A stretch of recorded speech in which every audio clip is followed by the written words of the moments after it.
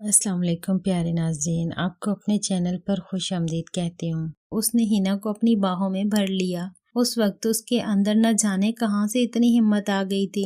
ہینا اس کی اس بے باکی پر گھبرا گئی، مگر علی نے اس کو اس وقت چھوڑا جب اس نے اس کے ہونٹوں کو چوم ڈالا۔ ہینا شرمندہ ہو کر پیچھے کو ہٹی تو علی نے ہینا سے کہا، میں شرمندہ ہوں ہینا کہ میری وجہ سے تم ساری رات روتی رہی ہو۔ اگر مجھے پتا ہوتا کہ میرا ایک انکار میری جان کو اتنی تکلیف پہنچائے گا تو میں کل ہی اقرار کر ڈالتا۔ علی کی اس بات سے ہینا کا چہرہ گلنار ہو گیا۔ اس نے اپنے بازو اس سے چھڑائے اور ہنستی ہوئی واپس بھاگ گئی۔ اس کی سہیلی بھی ان دونوں کو دور سے دیکھ رہی تھی اور مسکرا رہی تھی۔ یقیناً اس نے علی کے دلیرانہ اقدام دل بری کو بھی دیکھ لیا تھا۔ علی اور ہینا کی محبت انتہائی خاموشی اور رازداری سے پروان چڑھ رہی تھی۔ ابھی تک انہوں نے اس معاملے میں صرف ایک ہی انسان کو رازدار بنایا تھا اور وہ ہینا کی ہی قابل بھروسہ سہیلی تھی جس کا نام شکیلہ تھا۔ یہ وہی سہیلی تھی جو شروع دن سے ہی ہینا کے ساتھ علی کے پاس آ رہی تھی۔ میں اور اکرم بعد میں علی کے ہمراز بنے تھے۔ جب کافی عرصے بعد عید پر گاؤں میں ہماری مشترکہ ملاقات ہوئی تھی، وہ دونوں یہ سمجھتے تھے کہ وہ اپنی محبت کو گاؤں میں ہر کسی سے چھپانے میں کامیاب ہیں، مگر یہ ان کی غلط فہمی تھی۔ وہ نہیں جانتے تھے کہ ان کو ملتے ہوئے کئی آنکھیں دیکھ رہی تھیں۔ ایک گاؤں میں رہتے ہوئے اپنی محبت کو چھپانا بہت مشکل ہو جاتا ہے، خصوصاً اس وقت جب آپ اپنی معشوقہ سے ہر دوسرے تیسرے دن باہر کہیں پر بھی ملتے ہوں۔ علی اور ہینا اب اکثر ہی ملنے لگے تھے۔ علی اپنے کھیت میں کام کرتا رہتا اور ہینا اپنے گھر سے پھل کھانے کے بہانے نکل آتی۔ یوں نہ صرف ان دونوں کو ایک دوسرے کا دیدار انتہائی آسانی سے میسر آ جاتا، بلکہ وہ دونوں علی کے کھیت میں کہیں نہ کہیں چھپ کر ملاقاتیں بھی کر لیتے تھے۔ البتہ کسی دن جب ہینا لیٹ ہو جاتی یا ہینا کے آنے پر علی کا باپ بھی کھیت میں موجود ہوتا تو وہ اپنی آنکھوں کی پیاس دور دور سے ہی بجھانے پر اکتفا کرتے، لیکن اس دن وہ دونوں ہی بہت بے چین رہتے۔ علی کی حالت اس انداز میں خراب ہوتی تھی کہ وہ پھر کھیت میں کام ہی نہ کر پاتا اور گھر چلا جاتا، لیکن گھر آ کر بھی وہ بے سکونی محسوس کرتا رہتا۔ یہی حال ہینا کا بھی ہوتا، بلکہ وہ تو اپنے فطری غصے کے باعث کچھ زیادہ ہی اس بات کا اثر قبول کرتی۔ جس دن ان دونوں کی ملاقات ہوا کرتی وہ دن ان دونوں کے لیے عید سے کم نہ ہوتا۔ ہینا ہر روز ہی اپنے آپ کو سجا سنورا کر کھیتوں کا رخ کیا کرتی تھی۔ وہ یہ سب علی کے لیے ہی کرتی تھی اور علی بھی اس سے ملنے کے دوران اس کے ہونٹوں کی سرخی چٹ کر جاتا تھا۔ یہی نہیں بلکہ آہستہ آہستہ علی اور وہ ایک دوسرے کی جسم کی بھوک اپنے اندر محسوس کرنے لگے تھے۔ یہ اور بات ہے کہ ابھی تک انہوں نے کوئی بڑی غلطی نہیں کی تھی۔ معاملہ ابھی اس حد تک گیا تھا کہ چند ماہ میں علی نے ہینا کے ہونٹ اور چہرے تک رسائی حاصل کی تھی۔ علی مزید پیش قدمی بھی کرنا چاہتا تھا، مگر ہینا کسی نہ کسی طرح سے اسے ٹال جاتی۔ وہ اسے کہتی تھی کہ یہ سب کام شادی کے بعد کے ہیں، جنہیں شادی سے پہلے انجام دینا کسی طور بھی مناسب نہیں ہے۔ علی کو بھی مجبوراً ہینا کی بات ماننا پڑتی کہ وہ بھی ہینا کو ناراض کر کے ایک خوبصورت لڑکی کا ساتھ گنوانا نہیں چاہتا تھا۔ اسے کیا معلوم تھا کہ ہینا اس سے ناراض ہو ہی نہیں سکتی تھی کہ اسے تو علی سے حقیقی عشق ہو چکا تھا، اور وہ جو کچھ بھی کرتی تھی اپنی خوشی سے نہیں بلکہ صرف اور صرف اپنے محبوب علی کی خواہش کے احترام میں کرتی تھی۔ ہینا علی کے معاملے میں شروع دن سے ہی سنجیدہ تھی۔ اگر کبھی ان کی ملاقات نہ ہو پاتی تو وہ اس سے ملے بغیر جاتے ہوئے اتنی پریشان ہو جایا کرتی کہ اکثر واپسی پر گھر پہنچتے پہنچتے اس کی آنکھیں رو رو کر سرخ ہو جاتی۔ وہ علی سے ملنے کا ارادہ باندھ کر ایک بار جب گھر سے نکل آتی تھی تو پھر اس کے بعد علی سے ملے بغیر گھر جانا اسے کسی طور قبول نہ تھا۔ اس کی سہیلی شکیلہ اس کی اس کیفیت کو بہت گہرائی سے نوٹ کرتی چلی آ رہی تھی۔ ابتدا میں تو اس نے ہینا سے اس بارے میں کچھ خاص بات نہ کی، لیکن جب اس نے دیکھا کہ علی سے ملاقات میں ناکام رہنے پر ہر بار وہ حد سے زیادہ آؤٹ آف کنٹرول ہو جاتی ہے تو اس نے ہینا کو سمجھانا شروع کر دیا۔ اس کے مطابق ہینا کو ہر حال میں اپنا آپ قابو میں رکھنا چاہیے۔ اسے اپنے کسی بھی انداز سے یہ محسوس نہیں کروانا چاہیے کہ اس کی عادات میں کسی قسم کی کوئی بھی تبدیلی رونما ہو چکی ہے اور اس کے اندر کسی قسم کے جذبے نے پرورش پانا شروع کر دی ہے، ورنہ اگر کسی طرح سے اس کے باپ کو معلوم پڑ گیا تو حنا کے لیے تو یہ سب خطرناک ہوگا ہی، مگر علی کے لیے تو یہ بے حد خطرناک ہوگا۔ اس کی نصیحتوں کے جواب میں حنا محبت کرنے والوں کے اس انداز میں اوٹ پٹانگ باتیں کرنا شروع کر دیتی۔ کبھی وہ شکیلہ کو محبت سے نابلد قرار دیتی تو کبھی وہ اپنی کیفیت کو محبت کا ہی ایک رنگ قرار دیتی۔ ہاں البتہ کبھی کبھی وہ مسئلے کی سنگینی کا احساس کرتے ہوئے اپنی اس بے بسی پر اداس بھی ہو جاتی تھی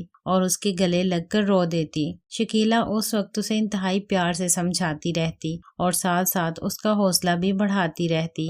شکیلہ تقریباً ہر ملاقات میں ہی ان کے معاون کے طور پر موجود رہتی۔ ایک آدھ بار ہی ایسا ہوا تھا جب حنا شکیلہ کے بغیر آئی تھی، مگر اس دن اس نے کسی اور سہیلی پر بھروسہ کرنے کی بجائے اکیلے آنا مناسب سمجھا تھا۔ شاید گاؤں میں ہونے والے چند واقعات اسے معلوم تھے جن میں دو خاموش محبت کرنے والوں کے راز کو ان کے ہی بھروسہ مند رازدانوں نے کسی نہ کسی صورت اگل دیا تھا۔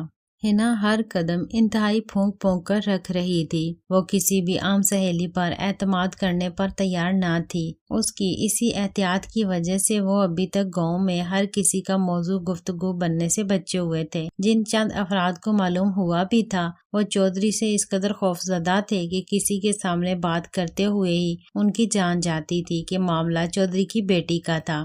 یوں حنا اور علی ابھی تک کسی بڑے خطرے سے محفوظ چلے آ رہے تھے۔ ایک دن علی کو کھیت میں کام کاج کے دوران ایک لڑکی ملی۔ وہ لڑکی بھی گاؤں کی ہی رہنے والی تھی اور اس کے کردار کے بارے میں طرح طرح کی کہانیاں بھی گاؤں میں گردش کرتی رہتی تھی۔ اس کا نام شہزادی تھا۔ کہنے والے کہتے تھے کہ شہزادی جب بھی کسی مرد کو اکیلا پا لیتی تو وہ اپنی اداؤں سے اس کو رجھاتی تھی۔ ایک مرد کی رال کسی لڑکی کے رجھانے پر اسی طرح ٹپکتی ہے جیسے خربوزے کے ہرے بھرے اور لاوارث کھیت کو سامنے دیکھ کر ایک گیدڑ کی رال ٹپکتی ہے۔ اس طرح سے وہ مردوں کو چند منٹ کی جسمانی تسکین فراہم کر کے بدلے میں ان سے جو کچھ بھی ملتا لے لیتی۔ یوں اس کا چسکا بھی چلتا رہتا اور گھر کی دال روٹی بھی، لیکن اس نے آج تک کبھی کسی کو مفت میں سراب نہیں کیا تھا۔ شہزادی ایک قبول صورت لڑکی تھی، لیکن غریبی اور لاپرواہی سے رہنے کی عادت نے اس کے حسن کو گہنا دیا تھا۔ اوپر سے گاؤں کے گرد و غبار سے اٹے ہوئے ماحول میں پرورش پانے کی وجہ سے اس کی باقی ماندہ صاف رنگت بھی بالکل ہی ماند پڑ گئی تھی۔ شہزادی کی عادتیں اور کردار کی کمزوری اپنی جگہ، لیکن یہ حقیقت بھی اپنی جگہ پر موجود تھی کہ شہزادی نے انتہائی غربت میں آنکھ کھولی تھی اور اپنے گھر کے قسم پرسی کے حالات سے تنگ آ کر اس نے ہوش سنبھالتے ہی اعلان بغاوت کر دیا تھا۔ لیکن اس کے پاس اور کوئی راستہ نہیں تھا سوائے اس کے کہ اپنے جسم کو ہی ہتھیار کے طور پر استعمال کرے۔ اسی وجہ سے وہ اس کام پر لگ گئی تھی۔ یہ دوپہر کا وقت تھا، سخت گرمی پڑ رہی تھی اور اس موسم میں اس وقت شہزادی علی سے صرف چند قدم کے فاصلے پر ہی موجود تھی۔ علی نے جب اسے دیکھا تو اس کے دماغ میں وہ کہانیاں گونجنے لگیں جو اس نے اس کے کردار کے حوالے سے سن رکھی تھیں۔ اس نے گرد و پیش کا جائزہ لیا۔ اسے دور دور تک کوئی آدمی دکھائی نہیں دے رہا تھا۔ اگر کوئی اپنے کھیت میں موجود بھی تھا تو کسی درخت کے سائے میں لیٹا آرام کر رہا تھا۔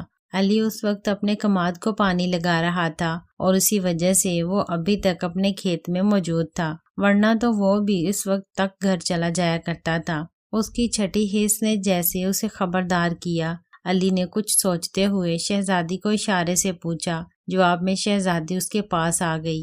علی اور بھی محتاط ہو گیا۔ علی نے شہزادی کی حرکتوں اور اس کے انداز سے اندازہ لگا لیا کہ وہ آج پھر اپنے ممکنہ شکار کی تاڑ میں ہے اور علی پر اس کی نیت ٹھیک نہیں ہے۔ علی نے بھی اپنے اندر ایک مضبوط ارادہ کر لیا کہ وہ کسی طور بھی شہزادی کے جال میں نہیں پھنسے گا، اور اگر اس نے شور مچانے کی دھمکی دی تو وہ خود ہی ارد گرد سے کسانوں کو اکٹھا کر لے گا۔ اسے کبھی امید تھی کہ شہزادی اپنی دعوت گناہ پر علی کا انکار سن کر اگر اس پر کسی قسم کا کیچڑ اچھالنے کی کوشش کرتی تو گاؤں والے اور کھیتوں میں موجود کسان شہزادی جیسی لڑکی کے مقابلے میں یقیناً علی کو زیادہ معتبر خیال کرتے۔ علی نے اپنے طور پر شہزادی کو انکار کا مصمم ارادہ کر لیا تھا، لیکن جب شہزادی نے اس سے بات شروع کی تو علی ایک دم سے کانپ گیا۔ شہزادی نے سیدھا ہینا کا نام لے کر بات شروع کی تھی۔ علی نے سنبھلنے کی کوشش کرتے ہوئے ہینا کا نام سن کر لا علمی کا اظہار کیا کہ وہ اس نام کی کسی لڑکی کو نہیں جانتا، لیکن شہزادی نے بھی پکا کام کیا ہوا تھا۔ اس نے علی سے کہا کہ وہ نہ صرف ان کو کئی دنوں سے ملتے ہوئے دیکھ رہی تھی بلکہ اس نے ایک گواہ بھی بنا لیا تھا۔ گویا علی اور ہینا کی ملاقاتوں کا احوال شہزادی کے علاوہ کسی اور کو بھی معلوم تھا۔ علی پہلے تو انکار پر قائم رہا، لیکن جب شہزادی یہ کہہ کر جانے لگی کہ وہ پھر چودھری کے پاس جا رہی ہے اور شام کو اسے چودھریوں کی چوپال پر ہی ملاقات ہوگی، تو علی کی سانس خشک ہو گئی۔ اس کی آنکھوں کے سامنے اندھیرا چھانے لگا۔ پردہ تصور پر اس نے اپنے آپ کو چودھری کے کتوں کے سامنے پڑے ہوئے پایا، جسے چودھری کے کتے بڑی بے رحمی سے بھنبوڑ رہے تھے۔ یہ تصور کرتے ہی وہ جھنجھنا اٹھا۔ اس نے بھاگ کر شہزادی کو روکا اور اس کی منت کرتے ہوئے روک لیا۔ شہزادی مسکرا دی اور علی کو جپھی ڈالنا چاہی، مگر علی ایک دم سے پیچھے ہٹ گیا۔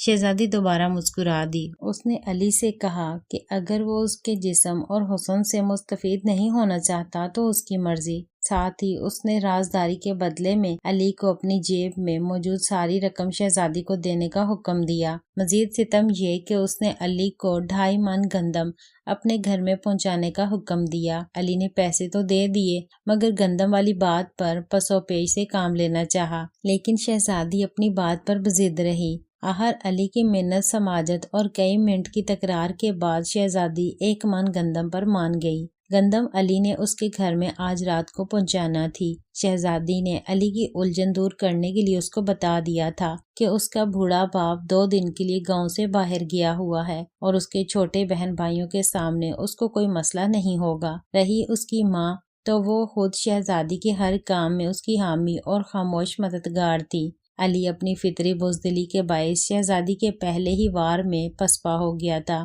اگر اس وقت وہ ذرا سی عقل مندی سے کام لیتا تو شہزادی اس کا کچھ بھی بگاڑ نہیں سکتی تھی، اس لیے کہ شہزادی نے ابھی تک صرف ان کو ملاقات کرتے ہوئے دیکھنے کی بات کی تھی۔ اس کے پاس ان کے خلاف کوئی ٹھوس ثبوت نہیں تھا اور صرف شہزادی کی زبانی کلامی بتانے پر چودھری اتنی آسانی سے اس کا یقین نہیں کرتا، الٹا شہزادی ہی پھنس جاتی۔